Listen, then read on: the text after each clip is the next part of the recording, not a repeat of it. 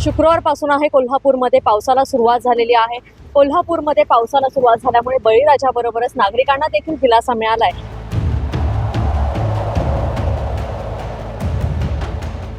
नमस्कार, मी दुर्वा दळवी तुमचं सगळ्यांचं स्वागत करते लोकमतमध्ये। गेल्या आठवडाभर कोल्हापूरमध्ये आहे पावसाने उसंत घेतलेली होती। पावसाने विश्रांती घेतल्यामुळे खरं तर शेतकरी राजा चिंतेत आलेला होता, कारण पेरणीची कामं झालेली होती आणि आता रोप लागवण करण्याची वेळ आलेली होती आणि ही रोप लागवण करण्याच्या वेळेलाच आहे पावसानं दडी मारल्यामुळे शेतीच्या कामांना आहे जी आपण पाहत होतो की शेतीची कामं खोळंबली होती। मात्र आता पुन्हा एकदा आज शुक्रवारपासून आहे कोल्हापूरमध्ये पावसाला सुरुवात झालेली आहे।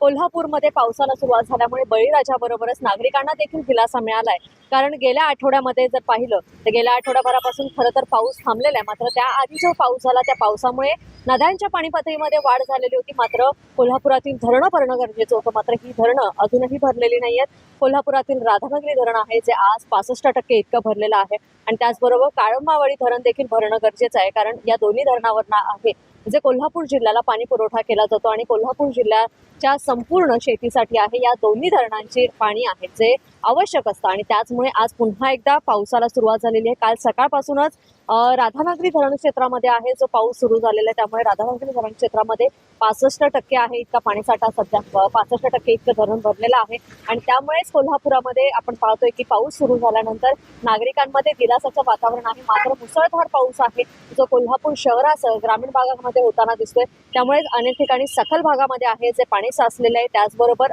काही ठिकाणी झाडं पडण्याच्या देखील दुर्घटना घडलेल्या आहेत। मात्र कोल्हापूरमध्ये पुन्हा एकदा आठवड्याभराच्या विश्रांतीनंतर पावसाला सुरुवात झाल्यावरती नागरिकांमध्ये आहे जे आपण पाहतोय की आनंदाचं वातावरण, त्याचबरोबर दिलासादायक असं वृत्त असल्यामुळे नागरिकांनी एक समाधान व्यक्त केलेलं आहे। पुढील काही दिवस आहे हा पाऊस असाच कायम राहिला तर कोल्हापुरातील धरणं पूर्ण क्षमतेने भरतील आणि त्याचबरोबर कोल्हापुरातील पाण्याचं जे संकट आहे, एक दिवसाआड पाणी कोल्हापूर शहराला पुरवलं जातं ते मात्र सुरळीतपणे सुरू होईल असं सगळ्यांना वाटत आहे। मात्र हा पाऊस किती दिवस थांबतो, त्याचबरोबर अल निनो सक्रिय झालंय, त्यामुळे पावसावरती काय परिणाम होतो हे पाहणं देखील तितकंच महत्त्वाचं आहे। याबरोबरच मी तेच सांगते, लोकमतसाठी कोल्हापूरहून दुर्वा दळवी, धन्यवाद।